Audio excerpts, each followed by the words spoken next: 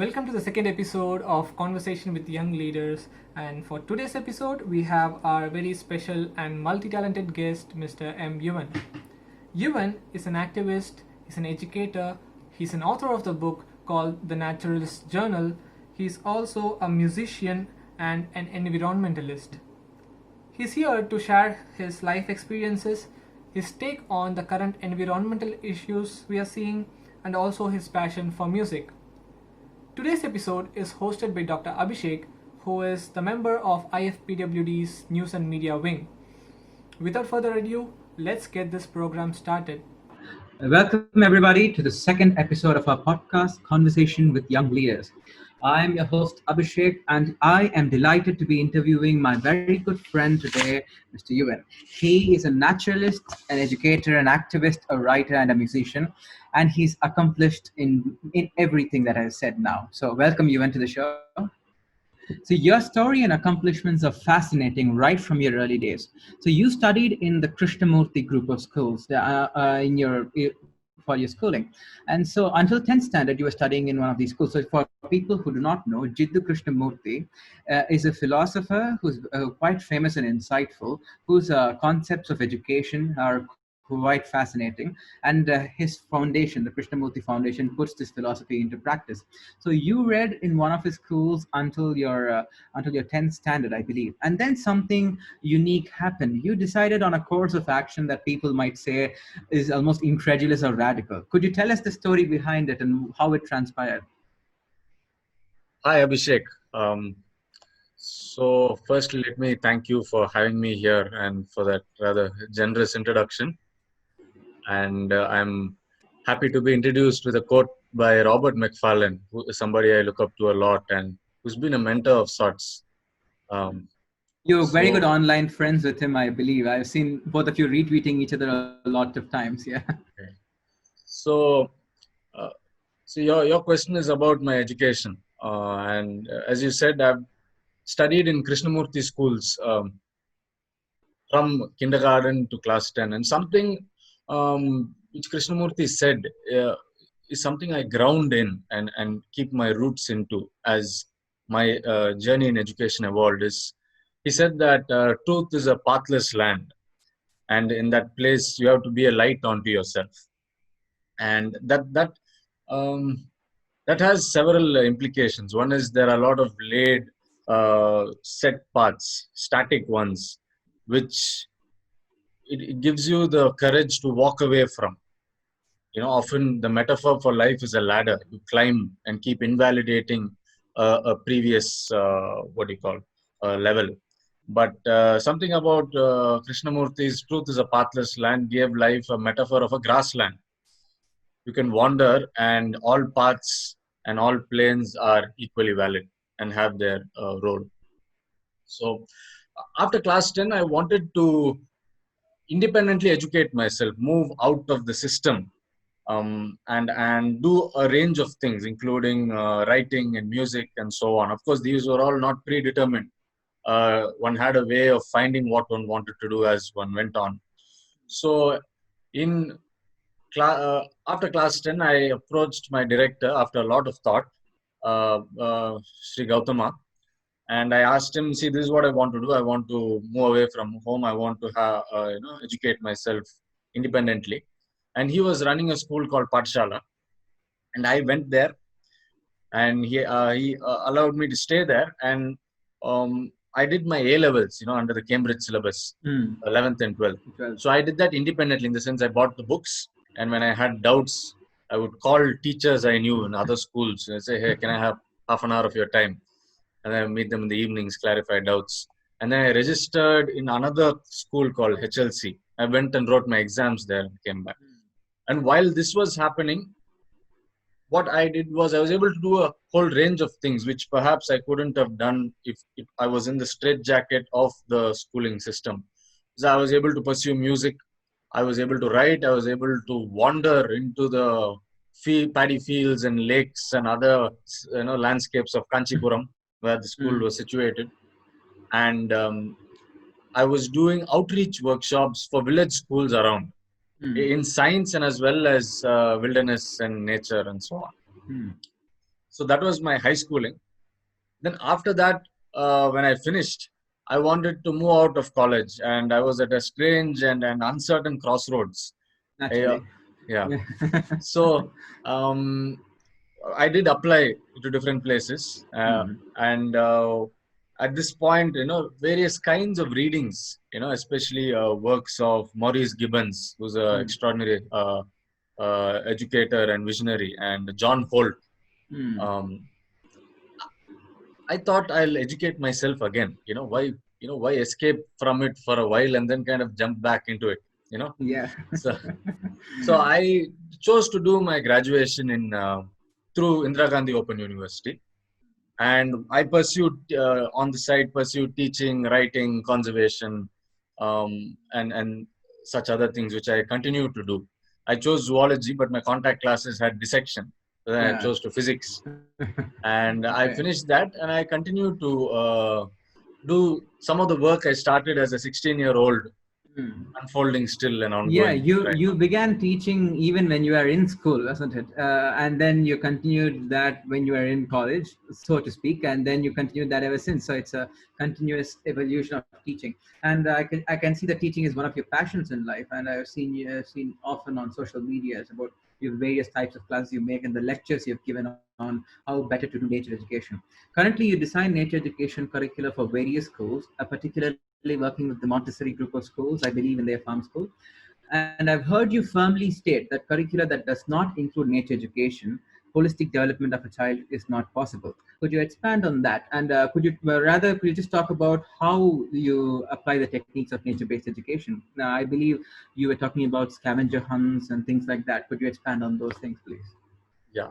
So presently, I work with a school called Abacus Montessori School, and we have something called the Farm School program. Now, luckily, I am in a school which is grounded in the philosophy of Montessori, and Montessori is one of those a few educators who found out by observation and through her experimentations that learning in nature in a natural environment is Hmm. not just important for campaigning or Hmm. about conservation, but it's necessary for the holistic development of the child itself. A natural system as the most complex kind and inclusive kind of learning environment. And later Hmm. on, people like Richard Louv has spoken about this a lot. Professor Gail Melson, she talks about moral and cognitive states of development which do not occur or are dysfunctional if a child is not put in touch with soil, with other animals, with trees, and so on. So we run the farm school program, and we do sustainable farming. We do, lessons in ecology and such other things. Um, my work here is committed to a counter stream to the factory model of schooling. For lack of a better word, and what that really means is that school exists for a defined purpose, Hmm. and the school maker, the policy maker, the syllabus maker defines that purpose. The child doesn't. And Yeah.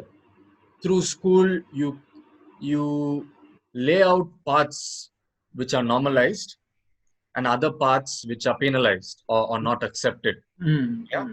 And Yeah. that is the factory model. It's like an assembly line. You want specific products to be produced this for a goes specific. this goes quite well with Krishnamurti's philosophy, isn't it? That the education must conform to the child's nature, but child shouldn't conform to the education under force or any other pretext. The education must cater to the child's development rather than the child's development must cater to the system. And in contact with this, I know to talk about nature and then to be in a lockdown with a computer screen is not ideal. So I thought we could do a small model of this on how to understand social harmony and how to understand the interconnectedness of nature. Sorry, the words are kind of a bit. I think I in the lockdown I haven't met so many people, so my communication skills are worsening. So I need to go out soon.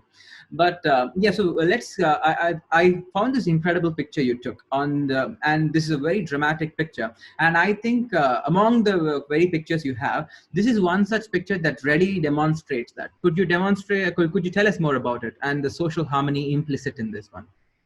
Yeah. So my work is, grounded in creating inclusive learning environments which are earth-centric and child-centric. So it's values deriving from the importance of uh, the landscape and the environment in our own lives, and as well as uh, involving all kinds of learning abilities, involving head, heart, and hand, involving all kinds of intelligences which children may have. Now, this is one such experiment. It's called a relationship web, and it's a lesson, and it was inspired from the backside of this azuki bean leaf. You know, Mm. so what's Mm. happening here now? Mm. Uh, Maybe before we go here, let's look at what this is counter to. We Okay. learn food webs. Yeah. There we our Mm. education is full of social constructs. There is Mm. full of little pieces of indoctrinations, Okay. and this lesson was also to kind of unravel that for the older students, but other kinds of sensitizations for younger ones. Now, By what is that, happening?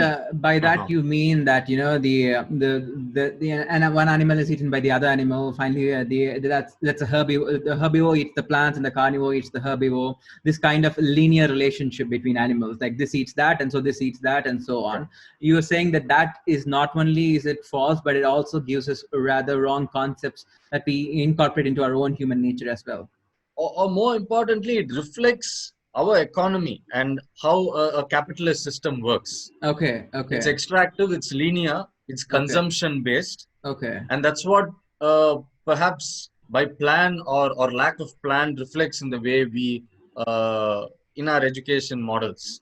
Oh, okay. And where's that picture? let me Yeah, let we'll me go to the picture again. Yeah, yeah, yeah, okay. yeah.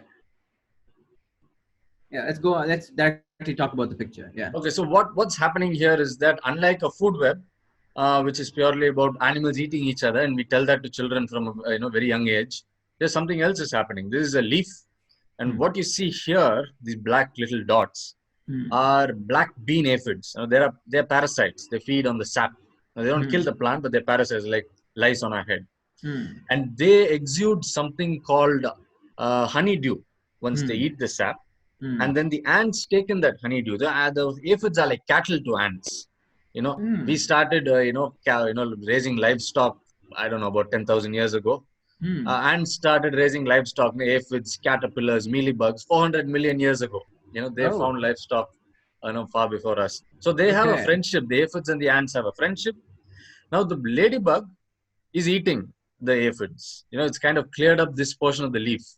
Ah. So Okay. that's a predator prey relationship, and but the ladybird and the plant have a friendship.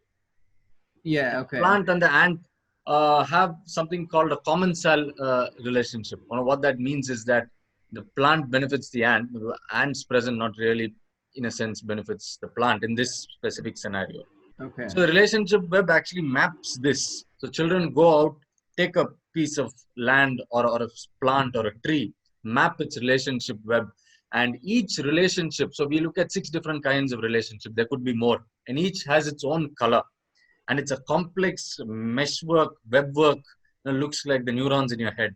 What Hmm. comes out, and it is Hmm. it is close to reality, and So it talks in a way, about. Mhm, in a way, can you say that mhm, for the leaf to kind of survive, you mhm. need the ladybirds to kind of eat the parasitic aphids, and then the aphids are being protected by the ants. So in a certain way, for a distant herbivore to have a leaf to eat, these kinds of intricate mechanisms must work. And so this aphid survival and the relationship it has with ladybirds and ants, the complex as it is, almost dictates vastly more profound things on survival of species much further away from it rather than just this one. Yeah, and adding to that, what it does reflect is complexity. It Hmm. doesn't tell a single story. If you look at a food chain, it's one Hmm. story. Yeah, Here, if yeah. you follow a specific color of things, Hmm.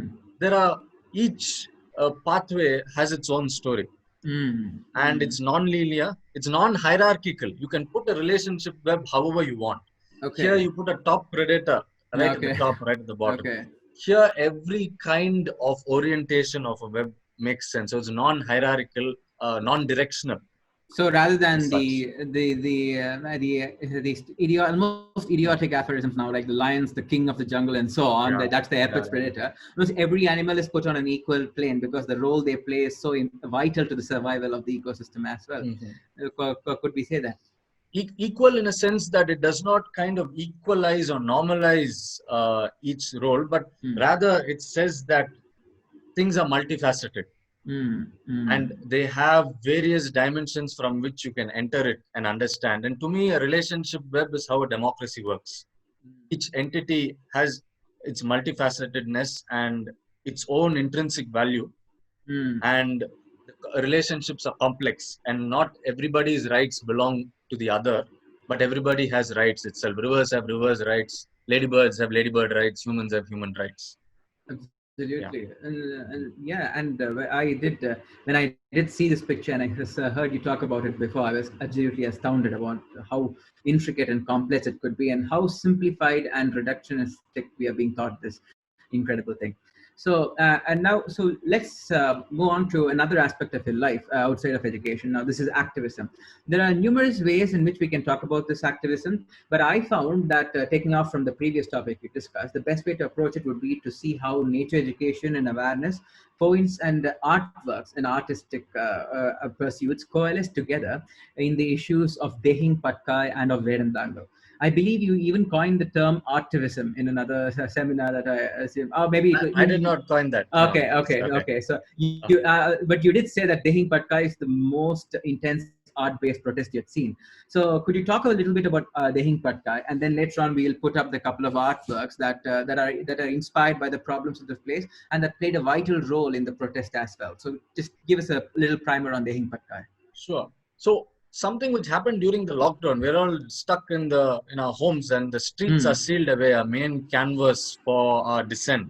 Mm. So it was being capitalized for large environmental clearances at the cost of indigenous communities, at the cost of nature, Mm. because it was easy to do, because the people cannot go out there and raise their voice.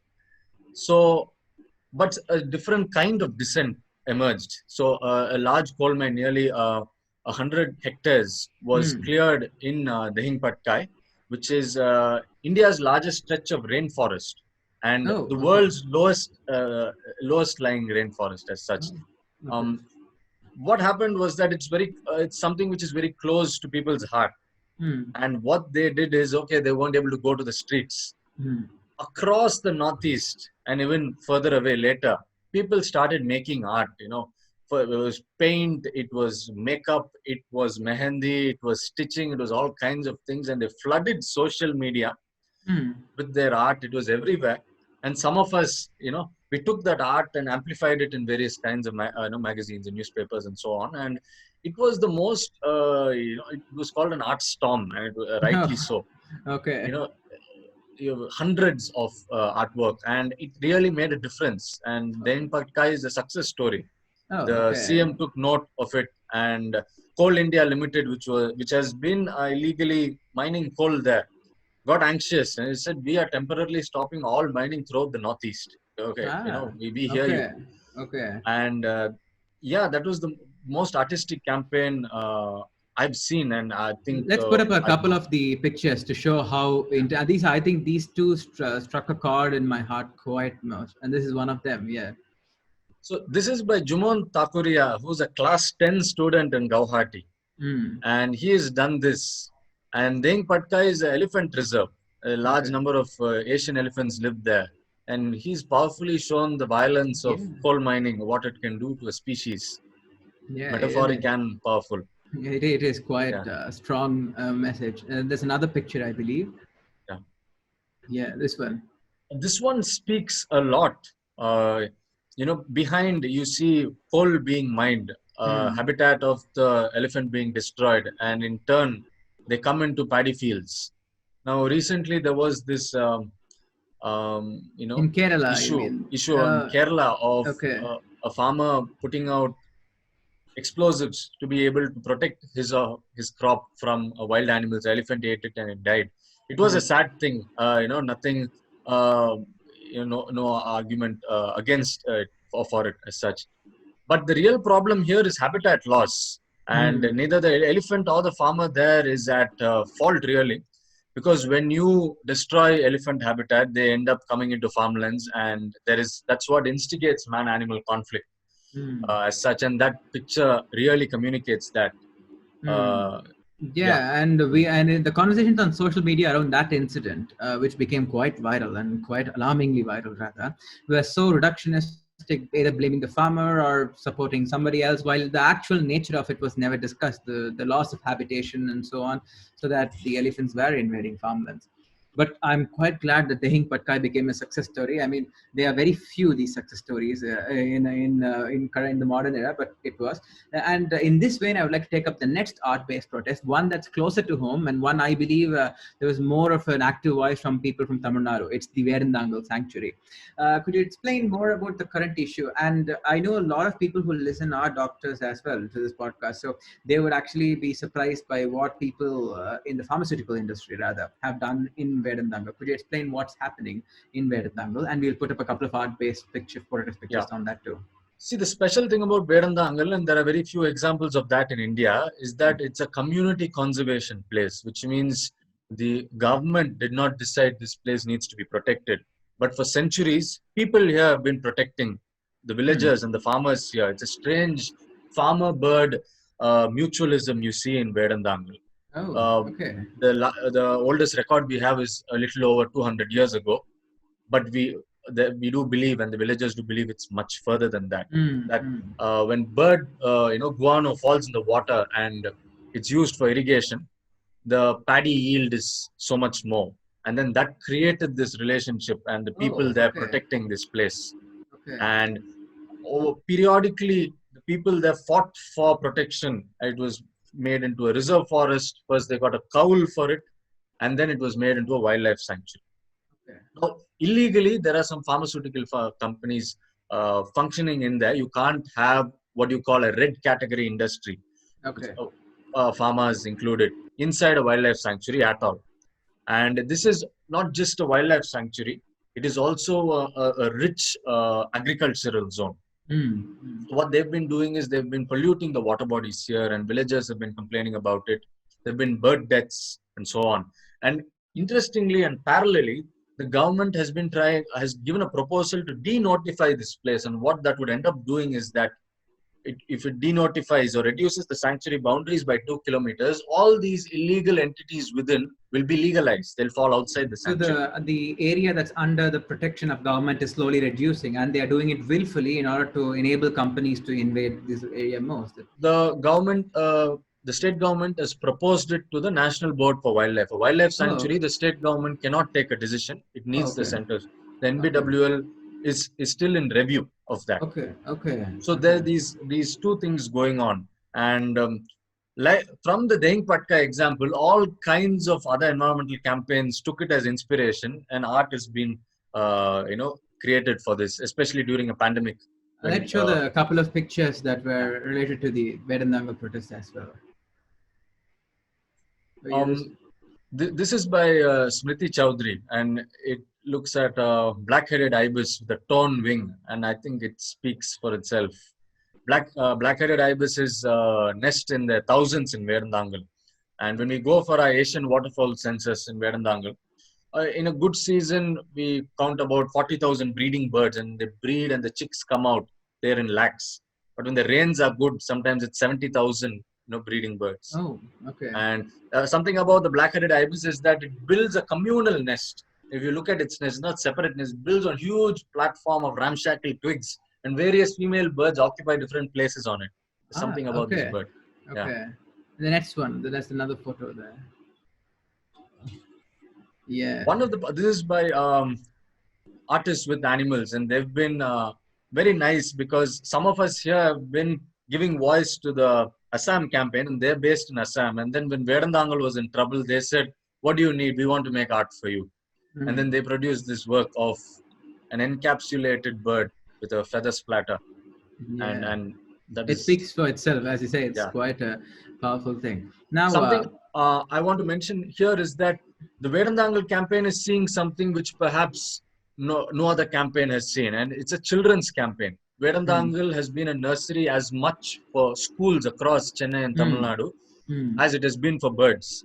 So children across Chennai have been creating art for it, and it's been going on the newspapers and so on. And hundreds of art is coming from school children. And that is something special about the Vedantangal campaign. Yes, and that ties in with another aspect of nature education, in that if you do take a child or a student to the nature themselves and teach them from the habitat of nature, the attachment that the child has to the nature will also further ensure that this nature is being protected later on, and the child will find this really special. And the other thing is now it's really sad that the pharmaceutical industry, which is known to be kind of corrupt and kind of has its own problems, is doing this and is encroaching. Is there something we can do? I'm sure some doctors are listening to this, and this is a protest that's not over, unlike the Dehin Patkai one. So there's something we can do in order to help with this. Yeah. So I understand that IFPWD has a lot of doctors. And one powerful part of the campaign is that doctors are sending emails to two pharmaceutical companies who are functioning illegally inside and polluting the water bodies, Sun Pharma and Ordain Pharma, saying, come out of the sanctuary, stop doing what you're doing in their own ways. And that has been inciting responses. We had about a few dozen doctors send that. And I mean, pharma companies know that, you guys, if you don't prescribe their medicines, and they're in trouble, So they immediately tweeted saying, we are all for conservation and this and that. Of course, that's kind of not true. But the doctor campaign is a powerful one, especially to influence the pharma company to be held accountable and do the right thing. Okay. Yeah. So that's an email you can send. Perhaps we will link it in the chat, or we may or follow later on. We'll put it up in Facebook or on social media. An email that people can send to. So I hope that enough action and is being taken so that our elected officials find it in their duty to protect the environment. But unfortunately, we only have more bad news on this regard, because you know what I'm referring to, the current issue of EIA 2020. So before we move on to this mammoth and really draconian topic, I shall set up a bit about what the EIA is. So EIA stands for, and you can tell me if I'm going off track here. The EIA stands for Environmental Impact Assessment. So it's basically an assessment done on a plan, a policy, or a project before the decision is taken to approve that plan or project. So it is whether it's to assess the impact that project has on the environment, on the biophysical aspect of the land, and even on the social aspect, on the people who are affected. It brings in people who are affected. It does all these things, and to make sure that this policy does not cause too much trouble to the area that it's taking place in. So, but the EIA was not always present, and neither did it grow organically. It was given as a notice or a notification in 1977, but following a lot of industrial disasters, the most prominent of which was the Bhopal gas tragedy in 1980. But following upon that and the outcries behind the horrible safety precautions taken by industrial bodies, in 1994 it became a law, and it had some revisions, but the previous revisions had a lot of gray areas. That is they cleared up a few things and made it good and for the environment to be conserved, but at the same time they deregulated and made sure that some bad things also happened to the environment.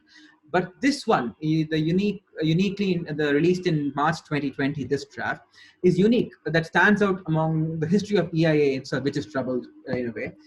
And there are a lot of problems with it. Could you expand on some of it? For example, the very fact that the entire nature of it is unlawful, really. Yeah. Just to put it in a more ethical form, what the EIA means in simpler and in ethical terms, what it's really saying is that just because some entities have political power and financial power, they cannot bulldoze a certain place. And that environment has rights, local people have rights, and their voices need to be heard, and their consent needs to be taken into account before any kind of decision making. And that's what the EIA in principle is supposed to facilitate. And as you said, the previous notifications were neither good nor bad. They had some ways of strengthening existing laws, but other ways in which they diluted it. The present notification, the draft EIA 2020, which is out for public review, hopefully it will be extended, has no such thing. It doesn't strengthen any kind of environmental policy. Hmm. Now, that is unlawful because the EIA comes from a law called the Environmental Protection Act. Now, Okay. laws, what they can do is one, they can give you rules to say you can do this, you can't do that, or they can give powers to authorities, the central government, state government, pollution control board, and so on.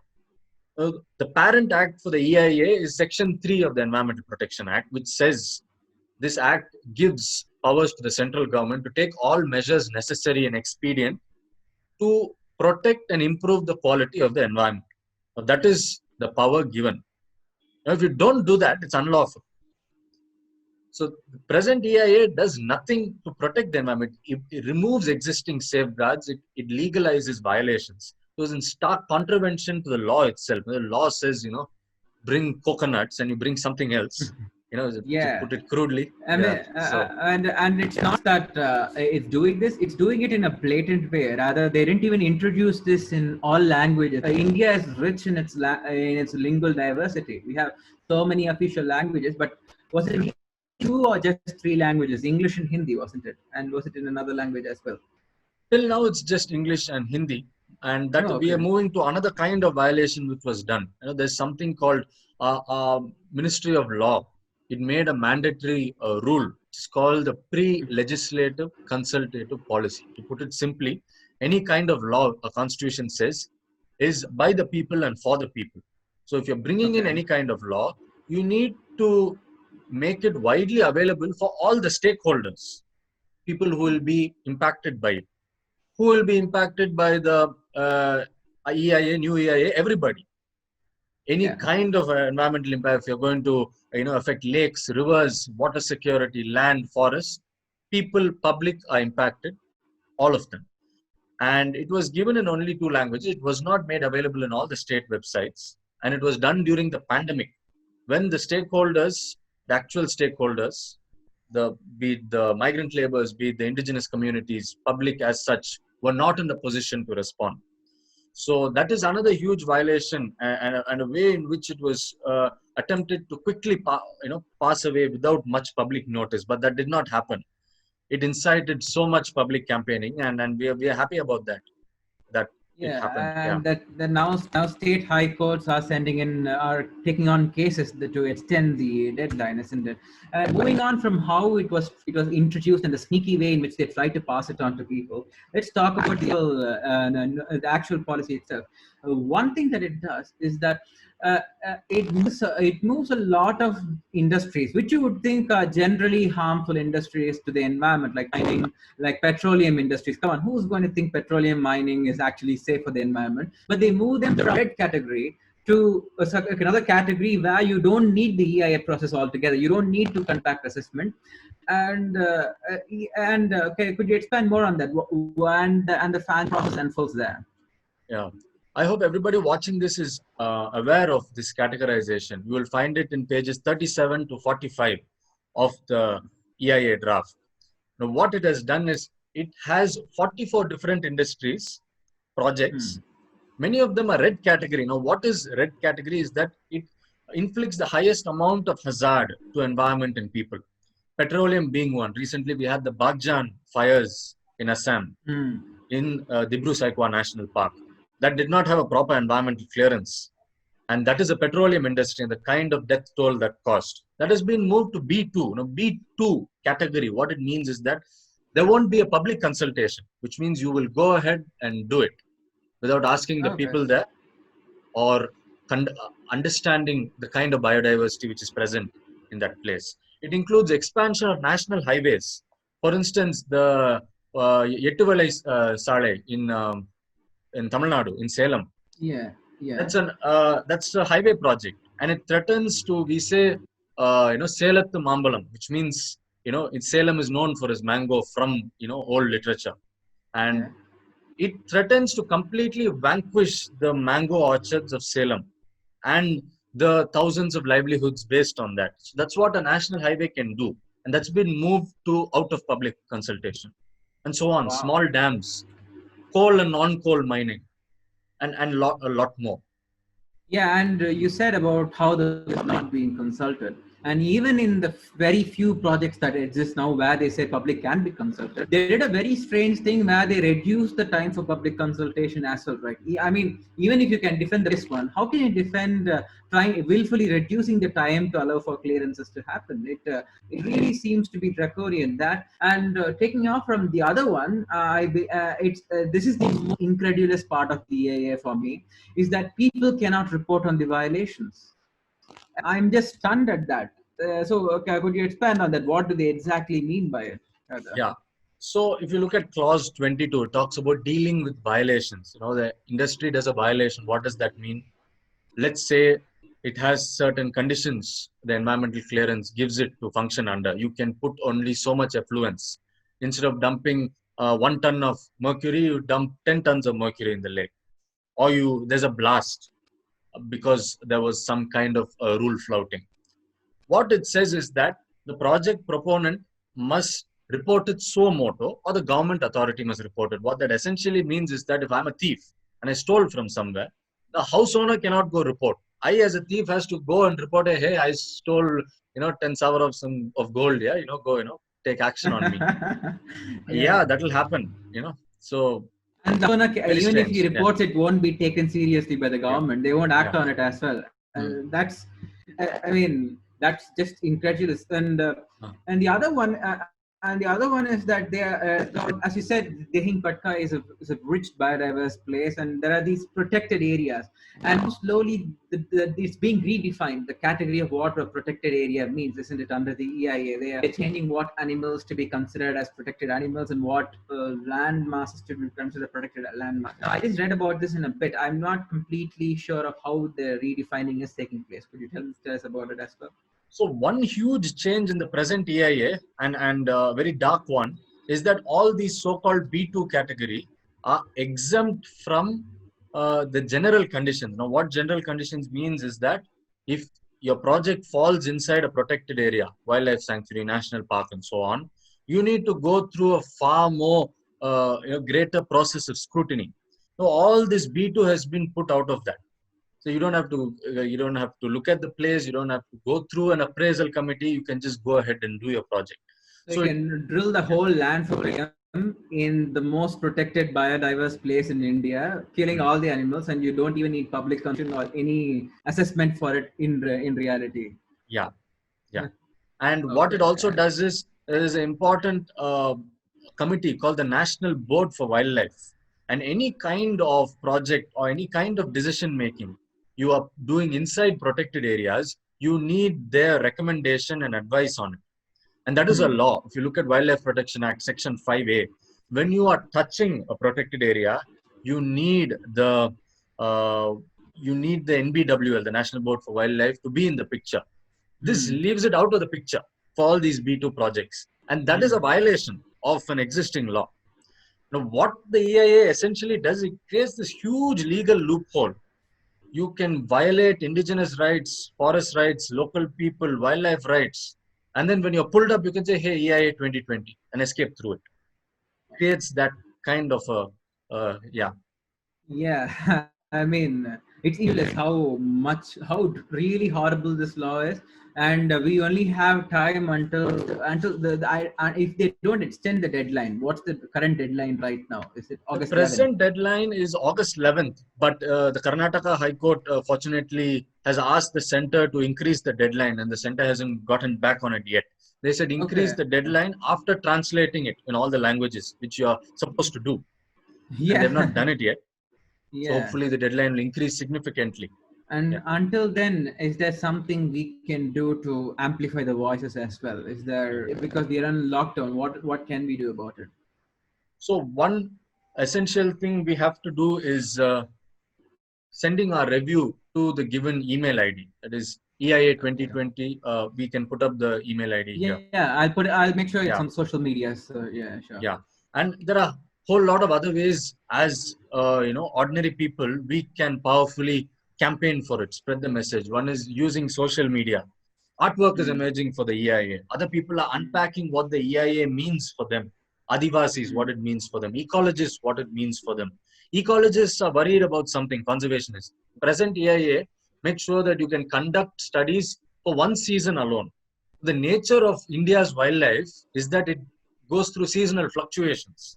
The present EIA makes sure that you can go specifically choose a season where there's no wildlife there, then come back and say, hey, there's nothing here, I can do my project. You can go to the pond when the wildlife is hibernating and there's pond no is dry. wildlife at all. Yeah. Yeah, the pond's dry. There's no animals, so we can do anything they want. And when Yeah.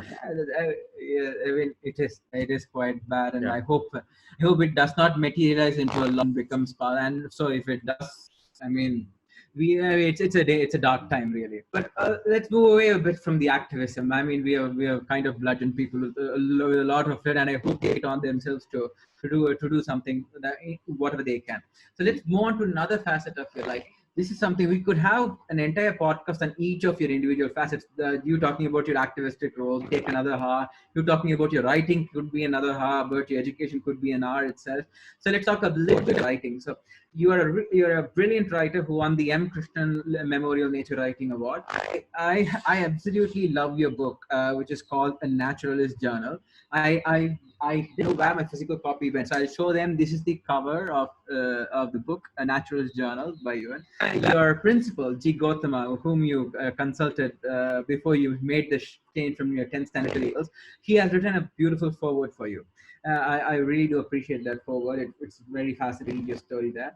And the book is a collection of essays about your expeditions, about what you observed, not just far away from your place, but rather just in the place where you grew up in. And that's what I really adore about this book, because if you think about nature documentaries and nature writing, I always imagine, Attenborough in a island somewhere in Galapagos talking about an exotic species of animal. Here you are writing about blind rats and invoking seligmans and helplessness and so on. You are doing a lot more with a lot really with these stories. These are stories that are of rats in places of everyday life, like caterpillars you can see on plants all along the wayside. You always think of these plants as something that's not really purposeful, does not have a place, but if you pay attention to it, it's incredible. So after I read your book, I reread it this year. I read it last year when it was released. The way in which I walked in nature kind of changed. The weed that was on the side of the road was not just a weed anymore. It was a microcosm of a small ecosystem in itself, and that was wonderful. So people who are in lockdown do get his book, because once you are let out of your houses and once you go out for a walk, your appreciation of nature, which is already enlarged by the lockdown, will be even better. Now, the best way I believe to really make people warm up to your book is to recall a couple of stories from your book. I think I did send you a story which I really did like, and so which maybe you can start with that. It does tie into the college I studied in as well. So could you tell that story, please? Okay.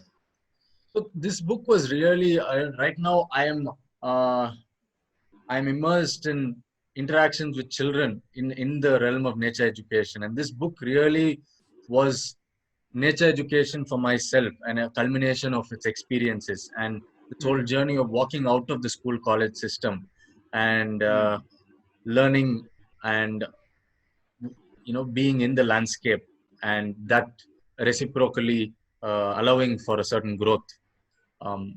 So the story you wanted me to talk about was in Pathshala, where it's about a rat snake. Quite close to Chengalpat, where I am from. Okay. And So I talk about a rat snake there. Rat snake is this extraordinary species of reptile, which is very sentient, in the sense that when you look into its eyes are very human-like. Snakes have vertical pupils, horizontal pupils. Rat snake has a round pupil, just like a human being. And the way in which it sees things is very similar, in our visual perception as such.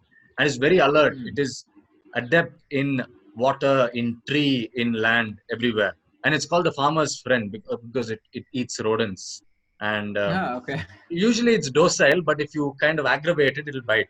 So this was when I was 11th standard, when in a little bit of bravado, and there were some new teachers. There was a rat snake in our lawn. And then I caught it and I brought it. And the snake behaved very well. If you support it and handle it properly, it behaved well. And I showed them, and I went and left it. And some more teachers came. And I went and found the snake and came back. And by the time I did that, the snake got irritated and gave me a nice bite. Now, rat snakes are non-venomous. You just have to Okay. wash your hands and then you're safe. Yeah. And they start bleeding, and people started worrying at that time. The awareness about snakes. You know how it is, and Still is, yeah. yeah, still is. So of course, so I was rushed to the hospital against my this thing. I said, hey, please, let me just wash my hand with Savlon or something. Then in the hospital, there was this long queue of people with all kinds of injuries, accidents, and But I was sitting there, and my the guardian came with me, a teacher from school. He says snake bite, and then the doctor caught up and said, "Oh, snake bite! Send him in first." So I went passing, people who had a head injury and people who are, fainting and everything. I went there, and then told him snake bite. He got up, and I was a bit phobic of injections. And I said, "Hey, wait! Do you know what snake it is? It's a rat snake. It's not venomous." In my puerile language at the time, and with Oh, my okay. storminess, and the doctor got irritated, and he said, "Do you think I'm a doctor, or do you think I'm a snake charmer? I don't need to know all this." so, so, yeah, I got So a you yeah, your treatment was forced, but yeah, in retrospect, if you think, not many people do possess the knowledge about snakes that you have. I've seen patients in the same college, in Chengalpet Medical College, where I was a doctor as well, that patients were told that it was a harmless snake, weren't sure. So it could be, most people do not have your naturalist education on snakes. But in the very same chapter, you end that chapter with another story which is just equally incredible as well. Don't judge a snake by its tail. I think that's the final line of that story.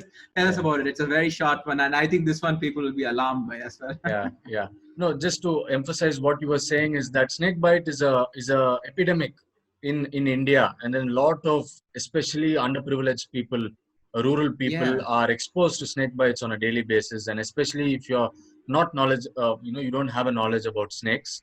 If it's a bite, you rush to the hospital. That's standard protocol. Yeah. Humor aside. Yeah. So this was the occasion where I was again in the 11th grade, Of boy course. Of who course. Yeah. a snake had gone into sacks which an art teacher was using, and I thought Okay. only its tail was outside, and rat snake tails and cobra tails are both brown. So I pulled this out thinking it was a rat snake, and this cobra kind of in front of my face with its hood. I flung it immediately. So yeah, And you end that up by was saying don't snake by its tail. I mean, I wouldn't go near its tail. I would go in the opposite direction. But yeah, yeah, I mean that kind of makes sense why you would take the risk of going outside a school college system place. It yeah, all ties in.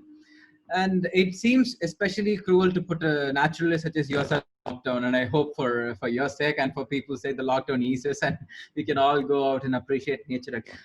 But moving on to another aspect of your life, and this is one we both share actually, music rather. So the instrument known as the recorder. Now, when we put up, before I talk a little bit more about your musicality, we put up that you play the recorder in the introduction. I'm sure you face this on a daily basis. When you say the recorder, people didn't know whether it was an instrument, whether it was a technological thing or anything. So what we did was to show people going to listen to the podcast or listening to it live, a small 45-second clip of you playing the recorder, and yeah, people can see for themselves how incredible this is. So I think there's a video. Can someone roll the video, please?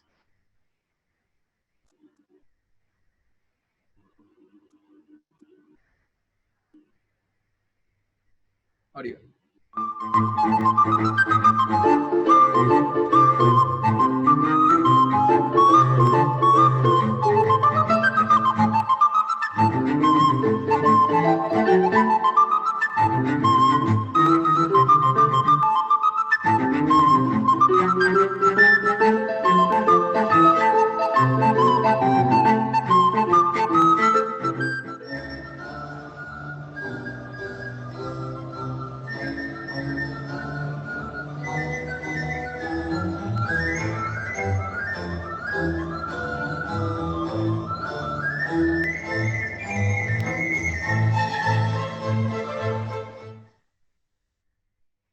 Yeah, in the second clip, actually, I am there in behind in the string section accompanying you. And I remember that the first time you played for all of us, sitting in the string section, 20 of us, and we heard you play the solo, and we were just shocked. Couldn't imagine the kind of music you play, and it was just astounding. That kind of tells about your music, rather, and I don't think there's anything in words you can add to it rather than just. But I want to talk about another aspect in the way you applied music, and and you applied it very close to home. That is protest. You use music as a form of activism yourself. Could you tell us about your role in the Panagal Park protest? How you use concerts and music there, actually? Yeah. So what the Panagal Park issue is that a metro station was proposed there. Now, Panagal Park is over 90 years old, and the trees there are even older. And it's a very important green hub, a public space, a lung space in the city. And it's close to heart. It has heritage in Chennai.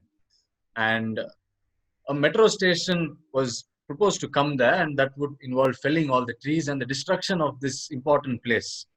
And so we protested, and part of the protest was to create a concert for conservation. And the heart of the concert was trees in Panagal Park and different people speaking about it. So there was music, there was people from the Madras Chamber Orchestra, and some of the people we saw there were playing. Oh, okay. And there was some poetry. And to the essence of the concert and how it started was that music comes from trees. You cannot make violin in any other wood other than maple and few others. You cannot make Absolutely. a veena other than jackfruit wood. Some of these wood, they're called tone wood. If you strike them, it doesn't thud, but it sings. And music comes from the heart of trees as such. When we play it, they continue to sing from their bellies through us. And that's a beautiful sentiment. Music comes from the heart of. I need to note that down. I need to use it whenever I'm speaking about it. But please do go on. Sorry for the interruption. So that segue into the concert itself, and different people, children, professional musicians, played music, and in between there was poetry. An important poem which was recited was Heartwood by Robert Macfarlane, which he wrote for the trees of Sheffield when they were cut down. And he wrote a poem, and this was hung like an oracle around various trees in Sheffield, and the people protested, and the protest was successful after a long time. And this I translated it in Tamil, and it was read out, and there was music, and the Shobha Menon, who was part of Nilal organization for trees, she came and spoke about it. And after all this, and the press covered it, after this whole movement, the government kind of has put it on the shelf, putting it on the back burner. It's not cancelled, but they are perhaps playing on our absent-mindedness. Right now, it's not an activation. I don't think with you still on the prowl, I don't think nobody is going to be being absent-minded soon. Hopefully, you and people like the Fridays for Future India and other such incredible. It was a public protest, Panagal Park. It was people like me, and also people like the shopkeepers from Saravana stores and Nalli, who came and said this park is important for us. In between our heavy hours of duty, after 8 hours, we come and spend time in this park for our own mental health. And there were those narratives which came out as well, and they were important ones. Absolutely. I hope that people are not really made into a problem that Panagal Park is protected. We have already lost the Tiruvika Park in Chennai and similar parks and the Nehru Park, I believe, for the metro stations as well. I hope one parks that still remain is Panagal Park, and it does stay, and we build further of them later on. Hopefully that place. So we come to the last part of our conversation before we move on to the audience questions. I just wanted to just segue into this because this was mentioned prominently in the small biography of yourself in the book, and I believe this is quite important to you, and I could see that. And this is something that's also quite important to me, as this describes your practice of Vipassana meditation, a style of meditation in the Buddhist tradition. The meditation and spirituality are topics that are getting more and more screen time, really, because more and more famous and successful people like Richard Gere, the actor, is a practicing Tibetan Buddhist. Hugh Jackman, who played Wolverine in Men, has been espousing the values of transcendental meditation wherever he goes to, actually. And if you take Yuval Noah Harari, the person who wrote *Sapiens*, he's a He's an ardent practitioner of Vipassana who's been espousing. He's one of the biggest, done the best PR jobs for Vipassana, basically. And so, if you, so more and more people and successful people are talking about the role meditation plays in their life, and and you have talked about it in your book, in the small biography. It mentioned how important it is for you. So, could you tell that meditation plays in these various aspects of your life we have discussed, and how it enhances your of nature and so on? Vipassana was part of the search of what is sacred. In my own life, I've been through a journey of disillusionment with other kinds of religion. I was born in a very interesting family, in the sense that my mom's side uh, is Christian. My maternal grandfather is Muslim. My dad's side is Hindu. So we had every Wow. religion kind of Okay. interwoven. Like your family is the poster family for secularism in India, basically. But yeah. Well, I don't know about that. I had a taste of all these religions, their good aspects as well as not so good ones, and I was searching for a spirituality which is Mm. inclusive, participatory, non-hierarchical, Mm. and brought in values. Something which I miss in. I have read the Bhagavad Gita and other things, and I've drawn from it. But something which I miss there are values of social equity, and Mm. especially in today's world, it's kind of playing out in a sense because of um, it's leaving out of that aspect. And similarly, Yeah. The the rising inequality kind of making hmm, more and more people search for equity in their lives. Yes. exactly. Yeah. And similarly, if you look at the some of the things Jesus has said is extraordinary. He says there's one place he says the kingdom of God is within, and so on. But the biblical Genesis story, the kind of, is often attributed by philosophers to the capitalist economy. Where the Genesis story is that man was created first, and from the rib and flesh of man, woman was created, and all other creatures were created for man's exploitation, and that is the first Mm. testament. So I was looking at an alternative spirituality, and I was glad I found Vipassana, which is about uh, watching the senses, being extremely alive to your sensoriality, which other Mm. schools of thought say Concept senses are limits, senses are things which need to be controlled. Vipassana says watch them. Krishnamurti says that. Yeah, non-judgmentally being aware of what's happening in a way. exactly. Okay. And Okay. something which has stayed with me from having read Krishnamurti for a very long time is that somebody comes to him and says, I feel angry, a lot of times. What do I do? He says, watch anger like you watch a flower. You know, he says that. And Vipassana was about that and sensoriality and the self expanding. And I like the way how it did not separate the material and the spiritual, or the mind and Mm. matter, and both Mm. were kind of closely interwoven. And in my own experimentations, one of the problems with our relationship with the earth right now is that you remove spirit from earth, you remove animacy from matter. Now what that does is, some schools of thought say the real thing is spirit, you're something else, your atma is something else, and the earth Mm. and form and matter don't really exist, they are The maya. Maya concept. Yeah, Yeah. yeah, yeah. No, that could be an issue. It lacks environmental values, because my Mm. accountability and responsibility for the planet I live in, for the blessing it is removed. Mm.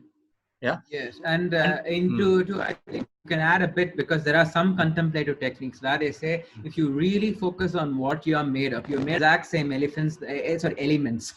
You're made of the exact same elements that nature is made of. So if you really think about it, there is no real boundaries between where you end and where nature begins. So you're a part of a continuum as well, isn't it? So that's something I just remembered of you saying yeah. something there. Yeah. And the practice of Vipassana led me on to other kinds of practices and philosophies. For instance, Arnes is deep ecology. It says the sense of Mm. self, your sense of self is a thought. And other kinds of perception, if you look at the Bushmen, if you look at the Aborigines, They don't have left and right. Left and right is self-centered. They have only cardinal directions, and so their sense of self is expands and encompasses trees and soil and other animals. And that Okay. I got a experiential sense in the practice of this form of meditation, um, not just as an idea, but actually, Actual practice. and Okay. which is difficult to put in words. Um, Yeah, for sure. But that's with the things. I mean, William James had a wonderful definition for anything spiritual or mystical. Is that it's noetic in that you feel like you know something or you learn something, but at the same time it's ineffable. You can't really speak at the same time. So I think that kind of sums up it. But I do believe that in a world where are having a crisis of purpose and meaning, people are experiencing dissatisfaction.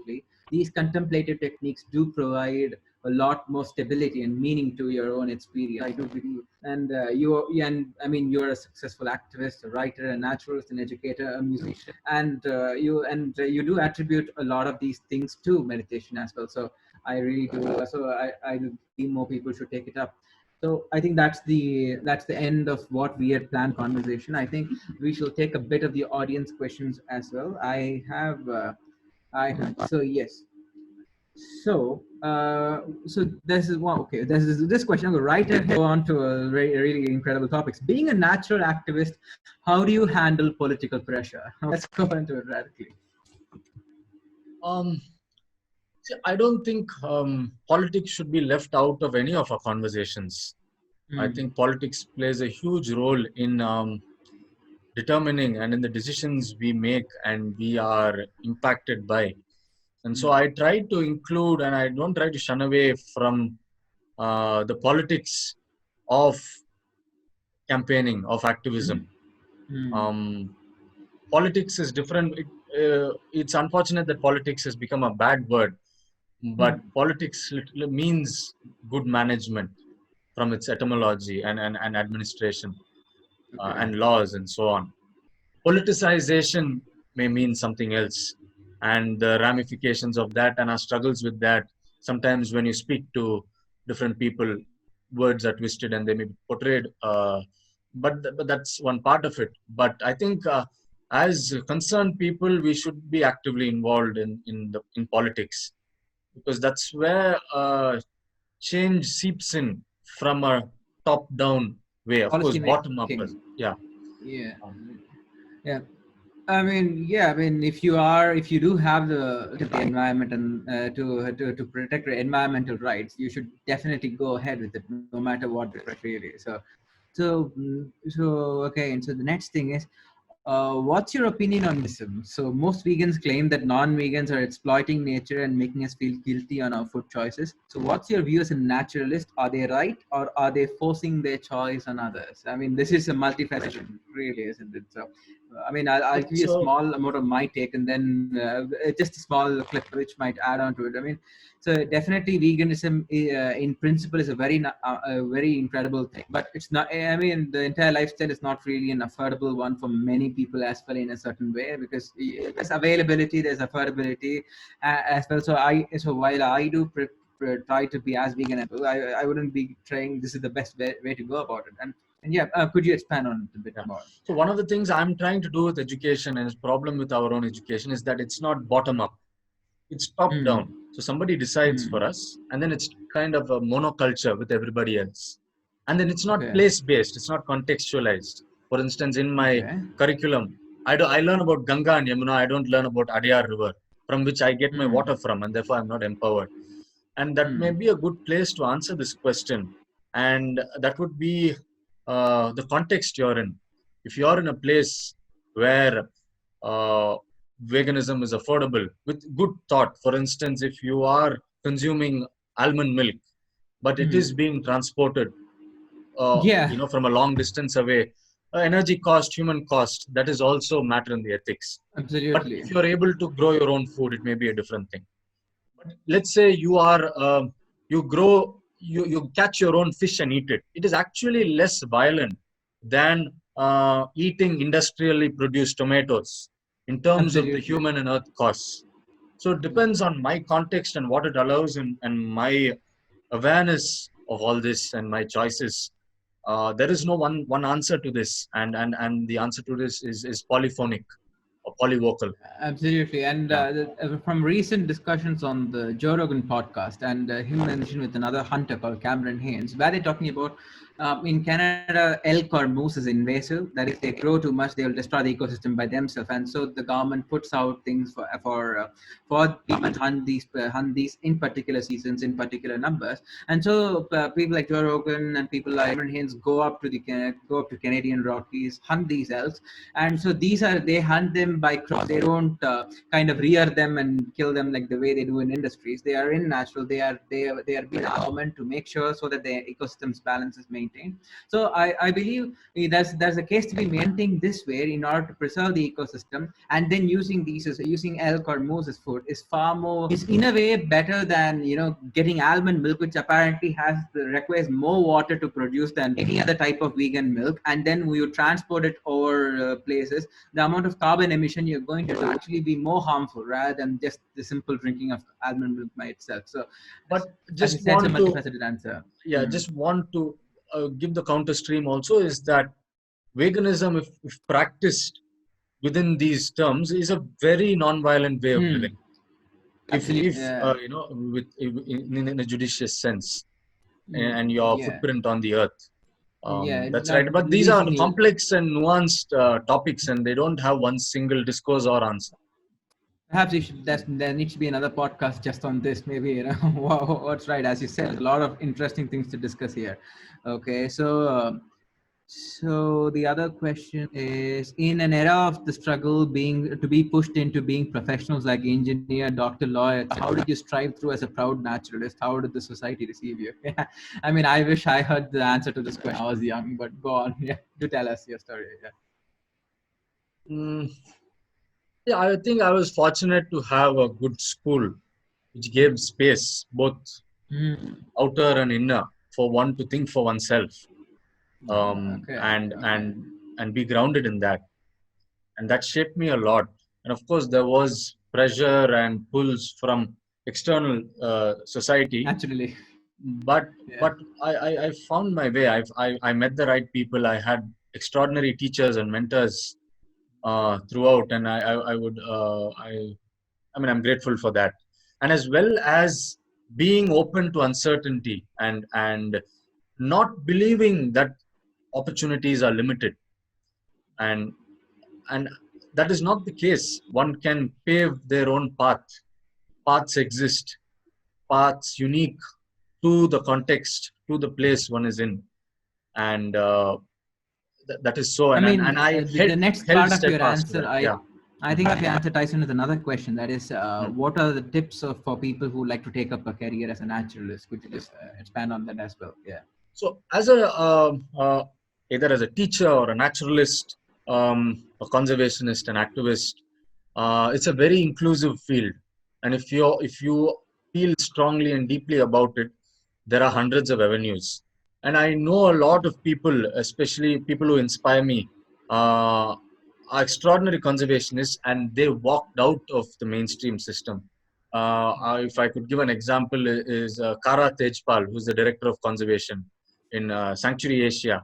She walked out of the college system, and what she's doing is sheer inspiration, and what she's doing for the wilderness of the country, and so many more examples. This field is very inclusive, and if you could make friends, uh, have conversations with Yeah. places like Bhumi College, Shikshantar. There are also hubs and oases across India which one could reach out to for this. Yeah. And I think that's just to one more question. There is in betterment of environment. What all the things or initiatives have to be led by upcoming like today's young leaders? What can we do for the environment? What do you think are the next steps we should do?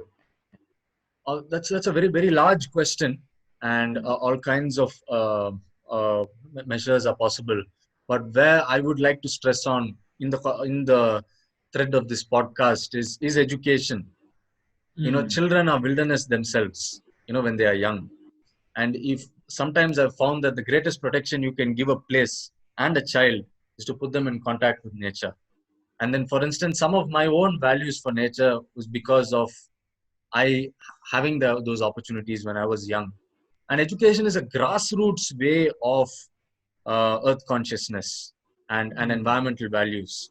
Um, sometimes you miss the bus. If you're going to create a certain awareness when you're 40, 50, it's difficult unless the person is impacted in a very radical way. So, But children are so naturally inclined to that.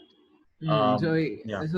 so in a way, you were advising for if person want to invest time and money into doing more for the nature, you would say doing it at the grassroots level by getting more programs like farm schooling for children or nature education for children. So it's education that we will find our final salvation Yeah. for to preserve the environment in a way. Yeah. I think educators have a huge role to play in this.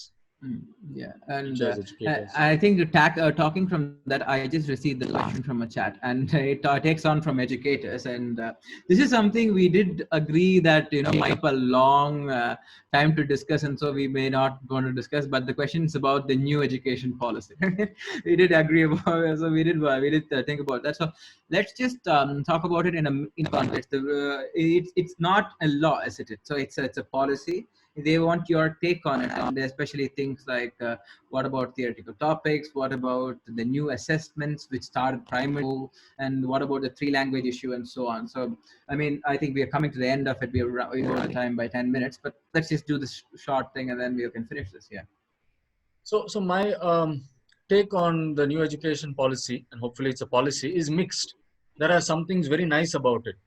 For instance, the college education and various kinds of exit streams which are available, the empowerment of dropouts, and other kinds of facilitation, formative assessments. Those are nice things and are inclusive Okay. things. Okay. What has drawn flack, and what I would like to highlight, leave some out but highlight a few, is that we are living in a time of climate crisis, and any kind of education system needs to have its roots in values. Now, what are the values of the policy? Is it something related to social justice? Is it something related to environmental justice? It it does not fingertip in values. It is not clear, or it is absent. That is one Okay. thing. The other thing is the implementation. People like Manish Sodia has been speaking about it. There are no clear plans as to how this whole thing will be implemented. Where what kind of funding it will have, and what is the plan in its nitty-gritties. That has Yeah. not been the previous policies, although they were not so good. They were more clearer in their implementation than the present one. It has a lot of right adjectives and Yeah. lingo, but it's unclear how it will be done, So that's especially just in government schools in rural underprivileged places. How it will have a absolutely. reach. Yeah. Yeah, anybody who into a government school would attest to how incredibly difficult it is to implement anything new over there. It takes such a struggle to do so, and yeah, as you said, we need to know a bit more. It's just a policy. Hopefully, there's either if it's going to be concrete, then we can talk more on it as well. That's the last of the audience questions as well. So thank you, Yuvan, for your inspiring story, and it's been wonderful to have you on the podcast. We try to make this podcast online again. We'll be putting it on YouTube, so people can revisit the podcast. They can revisit the part of about the EIA especially, so that more about it. And yeah, thank you so much for coming here and sharing your story. Thank you to the Thank you. listeners for your patience and for the questions that you had. I thank the team consisting of Purna, Fahima, Shashwin, who helped in conducting this episode. And yeah, so we have furthermore episodes planned, and furthermore in various stages of planning. So just follow the page for more details. Follow a Naturalist column, UN's Instagram page, for more details about further environmental issues and what you can do at any point of time. So thank you once again, UN, for being Thank here you and very for your much for story. having me. All right. Goodbye, everyone.